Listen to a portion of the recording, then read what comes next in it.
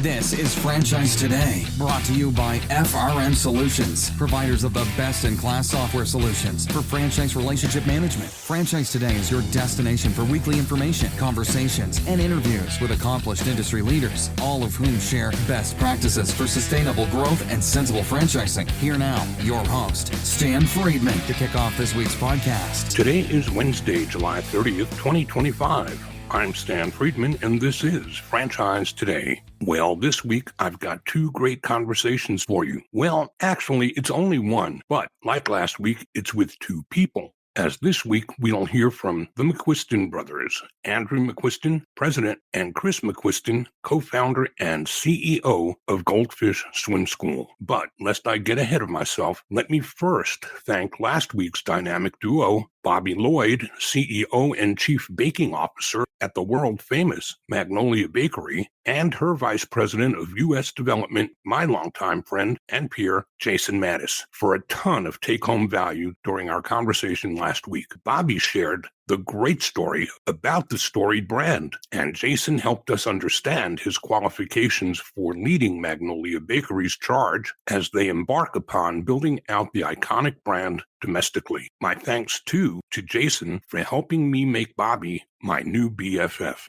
Keep your eyes and ears open, America. You're going to be seeing and hearing more very soon as Magnolia Bakery kicks off franchise development here in the States and quite likely plants a flag somewhere near you.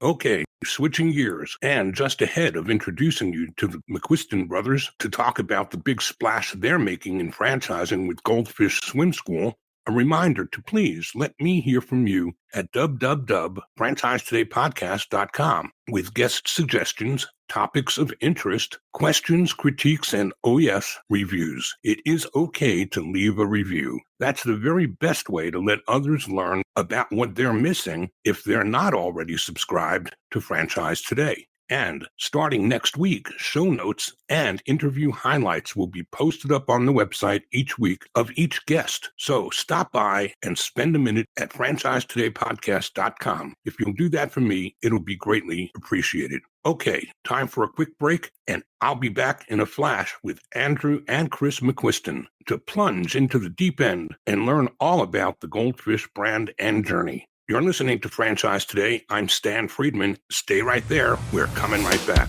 Franchise Today will be right back, but first, a word from our sponsors.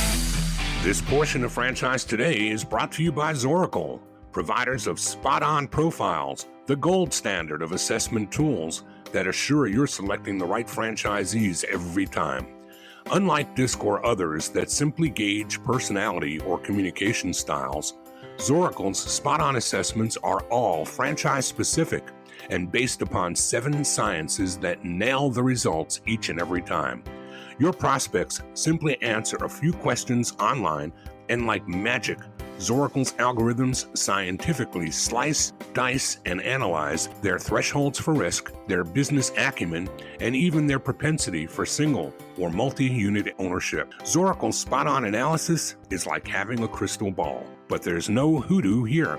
It's all based upon science that flawlessly determines franchisee, franchisor compatibility, and accurately predicts performance. Why don't you schedule a demo today and take a complimentary look and see for yourself? It's the closest thing to a sure thing. Zoracle, spot-on assessments based on science, but delivering results that seem simply magical. Check them out at www.zoracleprofiles.com. This week, we dive into the entrepreneurial journey of the McCuiston family as we hear from brothers Andrew and Chris McCuiston about the big splash they're making with Goldfish Swim School. Andrew is president and Chris, co-founder and CEO. Goldfish began in 2006, founded by Chris and his wife, Jenny. The brothers are here to tell us all about how an unexpected turn in the brand's early days found them backing into franchising unintentionally as the result of a spontaneous decision. You see, as athletes themselves, Chris and Jenny's original plan was to run the Birmingham, Michigan swim school that they had built and were already successfully operating. That all changed, though, after a friend expressed interest in owning one and ultimately became their very first franchisee. That moment sparked a partnership that would lead to significant growth and to Andrew joining Chris and Jenny to navigate the complexities of expanding their brand through franchising. This story highlights the serendipitous nature of franchising, emphasizing how connections and opportunities shape entrepreneurial paths. They share their pride and exhilarating happiness when reaching 100 schools and the pain and agony of lessons learned leading through challenges like COVID and now navigating the topsy-turvy post-COVID world. Approaching 200 schools, the brothers share their valuable insights on the importance of maintaining brand integrity in the franchise world and emphasize the vital importance of setting and maintaining clear values, processes, and lines of communication. Chris and Andrew McCuiston, welcome back to Franchise Today. We are always glad to be here and be back again. Thank you, Stan, for the invite back. There's always so much to talk about with you guys. You were kind to say nice things about me in the green room before we started, but that feeling is quite mutual, or you'd not have been here once, much less for the third time. And each time I take a peek back, I can't believe how much time has lapsed. The first time we were together on an interview, Paul Segreto and I were still doing this together, and that was back in September of 2018. And then again, you were back for a command performance on the 5th of October, 2022, sitting at about 130 units, which I think you're about to crack the 2-century mark. Yes, we're at 191 currently, and by the end of this year, maybe this fall, we'll be crossing the 200 mark. Wow. So a lot has happened since 2022, and proud to see another old veteran friend of mine who I talked with, I guess, 2 weeks ago for the first time in maybe as many years, is Mike Skitsky's on your team. So good people always find their way back to one another. And here we are saying hello again. And maybe for some listeners who weren't around back in 18 or 22, they'll get to meet you guys for the first time. But let's do what we do all the time, Chris. Let's roll the tape back and take a ride on the Wayback Machine and talk to me about how franchising found you. Because unless you're born into a dynasty, we don't find franchising, it finds us. Tell us what that looked like back in the early days. Yeah, it was a fun story. When we opened our business back in 2006, Jenny and myself thought that we would open a handful of businesses ourselves throughout Greater Michigan. And 2 years flies by. Jenny and I are working every position in the swim school, teaching, sales, marketing, all of it. And we were approached by some friends of hers from growing up who were selling out of a family business and had to redeploy the capital, and approached us and said, "Hey, we'd love to be a part of this business. We think it's fantastic. What are the options?" We went through, do we partner? What should we do? Finally, I go, franchising's a thing. We're not a franchise. We didn't think about franchising. I asked the gentleman, Brian, he's still a franchisee of ours and friend. I said, "Brian, if we get legal to franchise, would you be willing to be our first franchisee?" He said, "Absolutely." And so I said, "Okay, well, I got to figure this out," and didn't know what the heck to do. So we treated it as a franchise, and he was to go off, and we have our brand, but he was to go off and find the real estate, and called Andrew shortly thereafter and said, "Hey, buddy, I don't know if you want to be a part of a family business or not, but we just are starting a franchise company. I don't know how to do it. We need some help. Would you want to be a part of it with us?" And real quickly, he said yes, almost too quickly. We weren't ready for him yet, but we figured it out. And so that's how it found us. We had a group come to us, and we kind of went round and around and around and said, "Hey, we want to have control of the brand. This is what we built and what we started, but we'd love to be in partnership with people like yourselves. Let's franchise." That's how it came to be. And then I remember a part of the story, Andrew. I remember you, I think we're in California doing something out west, and I don't have all the pieces. It's been a few years, but bring us back together. Yeah. So like Chris said, it was a pretty quick start for them. And they spent the 2 years running the business, he and Jenny, to understand what they were doing. And then when it came to this franchising piece of replicating it and growth and what systems need to be put in place and so on, I was living in Newport Beach out in California, working for a large business out there. And I was in New York for that company for a conference that week. And I flew back through Detroit, met with Chris and Jenny on Saturday afternoon, sat at the front desk. Like, that really gave me an idea of what the whole running the business would be like, which is laughable today. But at that point in time, it seemed like the right thing to do to understand what Goldfish was all about. I flew back home. We had a family dinner on Saturday night, flew back home to California on Sunday. And before noon on Monday, I quit my job. And I called Chris and I said, "Hey, I'm coming, but that thing you talked about over the weekend, I'm coming back home. And we were young and just had no relationships that were hard to sever out in California. So it was pretty quick and easy to move back. And I left and moved back home in 4 weeks. And the typical entrepreneurial story at Goldfish is not unlike anybody else's at that stage, where we worked out of the basement of their house and really just leaned into any relationship that our parents could put us in touch with, or any people that we looked up to. We just started calling people and emailing people and seeing how we could network and try and figure out what was the first thing that we had to do to start working in the right direction. So Michigan is a hotbed for franchise organizations. Did you have anybody there that you called upon to help you get started or help figure out how to put the pieces together that were Michiganders that were already in franchising? Yeah, we were put together with, Billy Downs, BD's Mongolian Grill, Melanie Bergeron, Two Men in a Truck. I knew Steve Jackson just through friends, Hungry Howie's. Andrew, anybody else you could think of in the franchise space specifically? We actually have Puro Clean today. Now is right next to us. I don't know if we called on them back in the day, but Wayne Baduka, CRDN.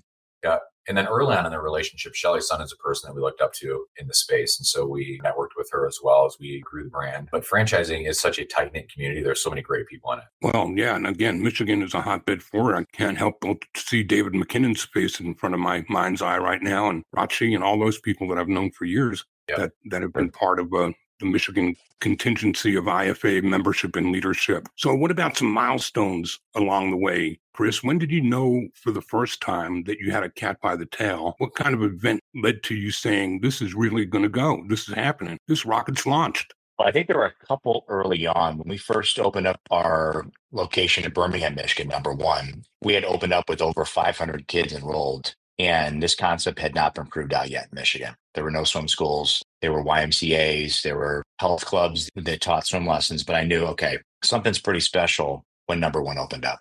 And then obviously when Brian and Hope and their team decided to franchise, I thought, okay, I think we might have something here. But it took us a while before I think I really knew that this was going to stick and become a franchise that we could grow much larger, because it took a while for us to get to 50 locations. It was 10 years before we got to 100, but it was that slow march to 50 until I'm thinking, okay, are we going to get any traction here? Are we going to make any really headway in the whole franchise space? And I do credit a lot of our early franchisees. I think Michigan with franchising and just all the connections and just the entrepreneurial spirit was a huge advantage to our brand, because a lot of our early franchisees are smart.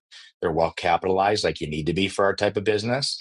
And they were willing to be aggressive and not only to expand within the state, but also take this brand out of state, which helped us continue to get market knowledge and visibility everywhere else around the Midwest and out East. So I think it's once we hit our 50th location, that's when I felt very confident. And then, funny story, not so funny, but 100 location hits, big celebration. Oh my gosh, we passed this milestone. We have 3 digits now of schools open. And about 2 months later, COVID hits. And so like, oh shoot, like this is a business that obviously can't exist very long in a market like, or an environment like COVID. So we bound together and pulled out of it, obviously. And we're a much better place today. But yeah, I would say with those first couple milestones of number one, first franchise, and then 50, that's kind of when I thought, okay, we have something here. Talk about COVID. How did you guys manage through that? How did you hold it all together? There are some incredible stories that I've heard from franchisors. In fact, I'll share one back with you that Steve Jackson shared with me. But let me hear your COVID story first. What went through your mind? What did you think the outcome of this might look like, best case, worst case? Yeah, I think early on, we felt like a lot of other people that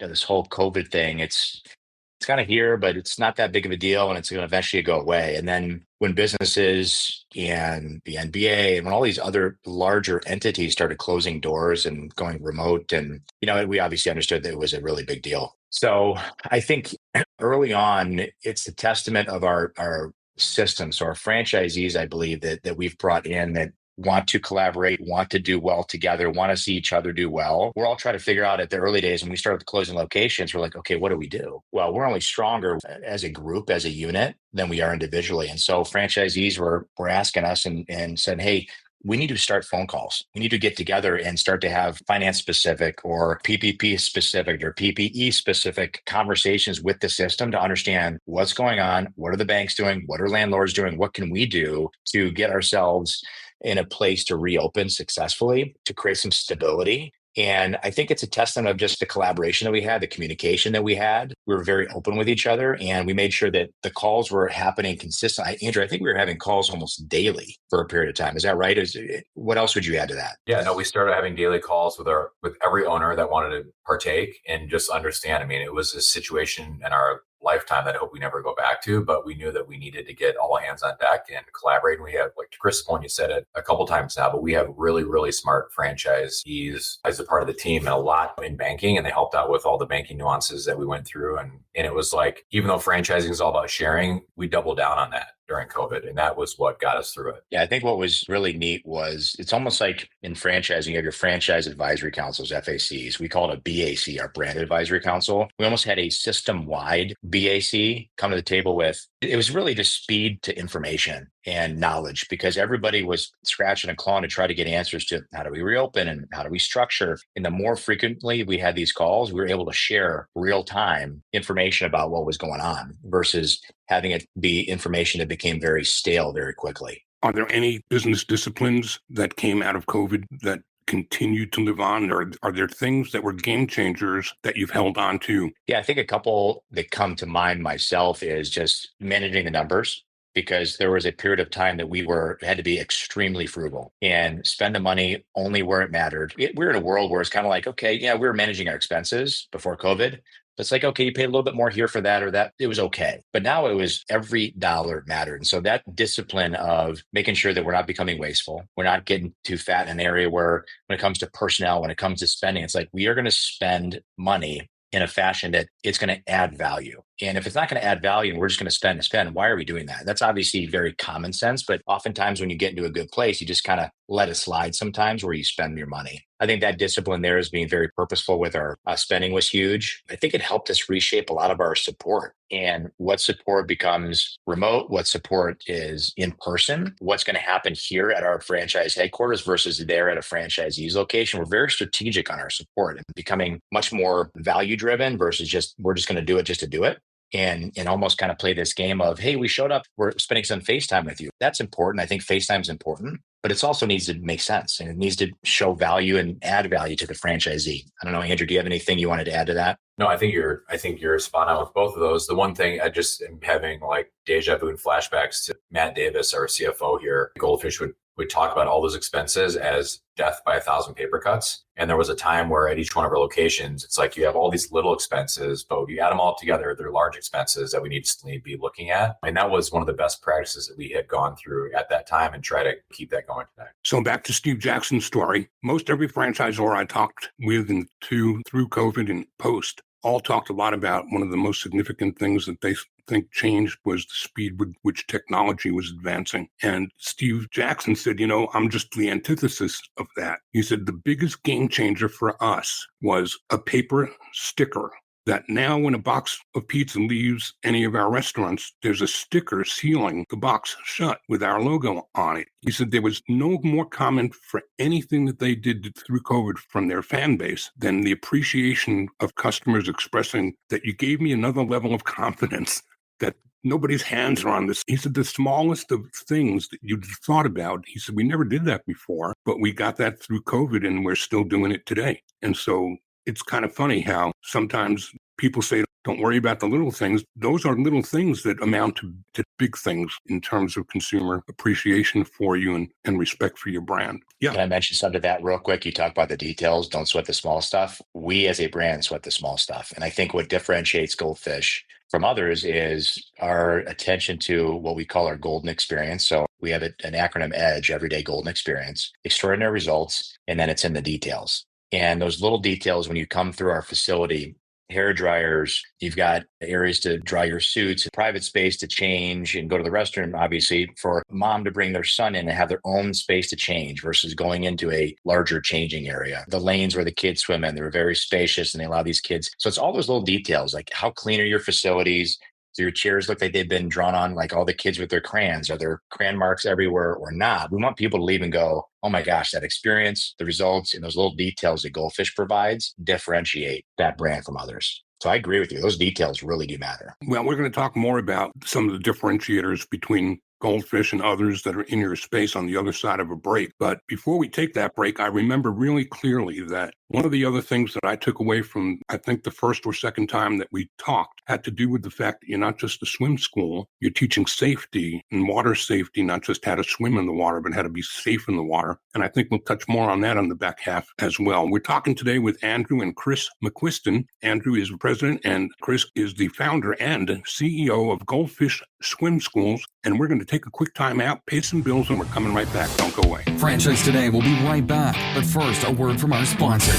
Franchise Today is brought to you by FRM Solutions, offering the only CRM tool built exclusively for franchising that lets you have it your way. Whether you're a single brand needing professional tools across departments or a portfolio of brands needing franchise-specific CRM across the enterprise. Either way, FRM satisfies the needs of many with the power of one. That's right, one single instance of FRM is all it takes across departments or across brands. So if you've had it with inflexible, one-size-fits-all CRM, end your frustration today. FRM offers robust dashboarding, tailored reporting, and with open APIs, FRM pushes, pulls, and integrates with other databases, providing you with a single source of truth. Don't just take my word for it. Visit them at frmsolutions.com and order up a demo today. And the conversation continues today with Chris and Andrew McCuiston, leaders of the Goldfish Swim School Franchise Corporation, and guys approaching 200, a huge milestone. As we said in the first half, I met you, I think, somewhere around 90 or 100 the first time, 130 the second time, and look at this. You are here to stay, and you're not just in the U.S. any longer, are you? No, we've got 2 locations in Ontario. That franchise group has another lease signed for a 3rd location. So we're excited to continue to expand there. And we still have a lot of opportunities in North America that we're excited to approach. We've got some great conversations with franchisees this morning. So they want to continue to grow. And no, we're very excited about where we're headed. Well, we went to break talking about safety and about the value proposition of your brand versus others. Why don't we park on that for a few minutes before we move on to other things to talk about? Yeah, the safety of our facilities is first and foremost. And I tell my team, I tell our franchisees, if those families and those kids are walking out with a big smile on their face, or maybe they've been disgruntled because of an experience, at least they're walking out of that facility versus the unfortunate situation that could occur. So we structure our facilities strategically to make sure that there are plenty of eyeballs on the water, lifeguards, deck supervisors, obviously teachers with small class sizes, a 4-to-1 ratio. We have all the parents watching the classes as well, right outside and opposite of a big glass wall. And so our belief is if you don't have the foundation of safety first, you're not providing that level of confidence for mom and dad and even our employees. They want to make sure that there's redundancy and safety layers as well. So we have a firm belief at Goldfish, and if we don't have this, then I wouldn't feel comfortable as a parent. But you have your teacher, you have your deck supervisors, you have your lifeguards, provide the safety first and foremost, which allows our teachers to successfully and confidently execute the swim lesson. The extraordinary results come because everybody's doing their job and feeling confident in the environment that they're in. Would you agree, Andrew? Yeah, and I'd say just some of the things that we think about from the corporate side of things at Goldfish is that we have, like Chris mentioned, a safe facility. And we want all these things to hit all the senses of the parents and the kids that come through the facility. So they have to feel safe in the facility, but more than anything else, inside the pool when they're in the pool water going through our lessons and our curriculum. But we also want them to have the best experience. So an everyday golden experience at Goldfish is when they're on the wet side, when they're on the dry side, when they're walk through the front doors, that it's something that you really feel and you're acknowledged with a smile and a warm greeting through the time that you go through lessons and get your feedback from the teachers that are engaging with the families and the children until the time that they're leaving, like Chris also just talked about. And then I think what the expectation is, which is that the facility is clean. And we expect all of our schools around the country to be like new, and just like they're 10 years old, we want them to feel like they are just in their infancy in terms of how they look and how they feel, because we know that our moms and dads and kids that come through the facility have a high level of expectation. We want to make sure that we meet them there. So where in the country are you headed next? And are you doing a shotgun, or how are you blasting out there and building territories that are contiguous, or what are you doing? Yeah, so it's a combination. We have 130 schools yet to be developed that are signed but not open. We have a big push in California. The West Coast is a big deal for us. We have more opportunities in Florida, but we have a lot of opportunities throughout the country. We just talked to your group. We have a lot of franchisees in New Jersey, but we still have more to develop there. A group this morning was interested in Jersey. So I think at the end of the day, if we can fill out more of the kind of, I'll call it the middle part of the country. Colorado is a big market that we have on our minds as well. There's a lot of opportunity there, great densities full of families and people that care about this type of service. But California, we finally got our FDD approved there for 2025, and we're excited to sign some agreements here. I think we have 9 or 11 locations that are going to be executed here within the very near future to develop more in both Southern and Northern California.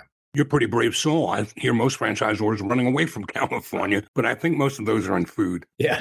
I think there's obviously struggles in California. The business environment is unique, I'll call it. But man, with the ocean right there and with the backyard pools, there's an absolute need for quality swim lessons, and we're hoping to provide it. What about brokers? Are you guys selling through brokers, and how does that look? We're not selling through brokers. We just haven't done so from the very beginning. We've had a lot of our franchise sales based off of existing franchisees that have spread the word, smart individuals that have seen one of our franchises pop up in their market and inquired about it, IFA connections, other franchise or connections that we have, and just through some of the creative marketing that Dan and Patty have done to increase our franchise development. That's just been something that we felt was the right thing to do. And we like to be the one selling our brand and being intimate in that process. So you touched on one of the attributes required, high net worth individuals. What else must a franchisee bring that isn't trainable, but has to be coming with them to make you want to have them and train them the rest of the way? I think Andrew and I, when we spoke to the franchise prospect this morning, we need them to be all in. This is not a business where you can just build it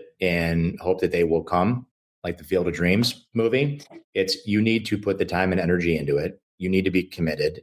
You need to be local. And so if you're a franchisee that's not local to your market, what's the type of individual that's going to run your location for you? Do they have any equity? Do they have any incentives? Are they somebody that maybe lives in that market? This is a community type of business. It's not a pop-up shop. And we want people to be invested and spend the time and get trained to do all the right things early on. Because if you skip out or circumvent or cut corners in training early on, you're never going to get that time again to do it right after you open your doors, because you're going to be so busy running your business. So we think people that operate with integrity, compassion, and trust, that's one of our core values, is important. Somebody that wants to be aligned with us, they want to be a team player with us, follow the processes that they've bought into, be a good steward of the brand. They have to be committed. Andrew, anything else on that? Yeah, I mean, you said this earlier, Stan. You asked Chris, when did you realize you had, I forget the acronym, but lightning in a bottle or the cat by the tail or whatever that was. But I think one of the things that I appreciate about the foundation and the culture that we have put out there and that we really believe in is we read a lot of Patrick Lencioni's books. And one of his things that he has out there as it relates to teams and people is this ability to be humble, hungry, and smart. And we think that the humility has helped us get to where we're at today, because I still don't think, maybe this is just me, but Chris, you may resonate with this. I still don't feel like we're a big business, even though we are. And I think that's helped propel us into doing the right things always, because we treat this business, I think, as we do from when it started in 2008 as a franchise company. And we always know we can be doing better. We lean on the franchise system, and we want our franchisees to care about it the same way that we care about it. And so when we found that the franchise owners that care about this, and this is the one thing that they are all in on, like Chris mentioned, our schools can be very successful. I remember the last time we talked to how big a point you made about the difference between swim schools that don't have their own pool. It might be an easier point of entry, but they're not in control of their environments. Refresh my memory on that. Yeah, I think when you don't own the water, we'll call it, whether you be outside or you're at a hotel pool or at a health club pool, unfortunately, you're going to be at the mercy of weather if you're outdoors. Whatever the pool is that you have, they might have priorities of a swim team or water aerobics. You're competing with other services.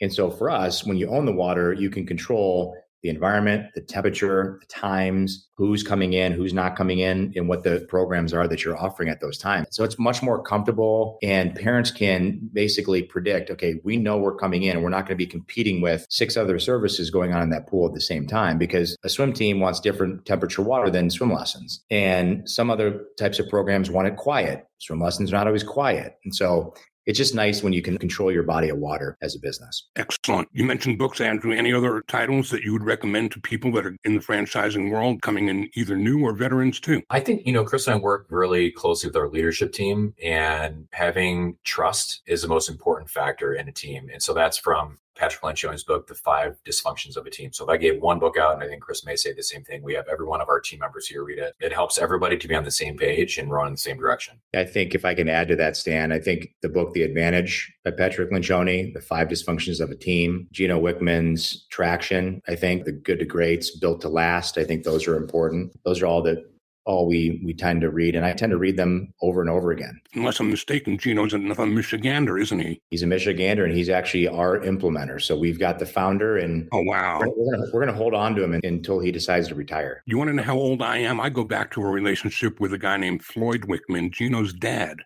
That's correct. Floyd actually spoke at one of our conferences forever ago. I think back up in Rochester, Michigan, maybe. Yeah, we feel very fortunate to have Gino working with us. Well, when we get offline, I'll tell you a Floyd Wickman story that'll make you laugh. Don't want to use the audience's time to do that, though. So, guys, if I missed anything today that I didn't ask, what would it be? Well, I think if we can be any sort of resource to younger franchisees, emerging franchise brands, I would just say one recommendation I would have is set your values, set your processes, your brand, stick to your guns.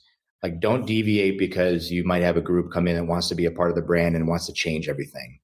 You've built your brand for a reason. You know what your purpose is for why you exist. Stick to that purpose, stay strong, and go about your days to make sure that both the brand and the franchisees and the relationship you have with your franchisees and both in your internal team at headquarters is very strong. You're committed to the same goal and the same purpose, and make sure that you stay true to who you are. Yeah. And then I would just echo that. And then I would say the one thing we talked about, Gino Wickman here and the EOS process, I would say if you don't have a business process to be the heartbeat and the cadence of how you do things, you need to have one. And for us, it's been the EOS process. And then in line with that is it all comes down to the team and the people on the team and the core values of the company that will be forever and they will go on forever.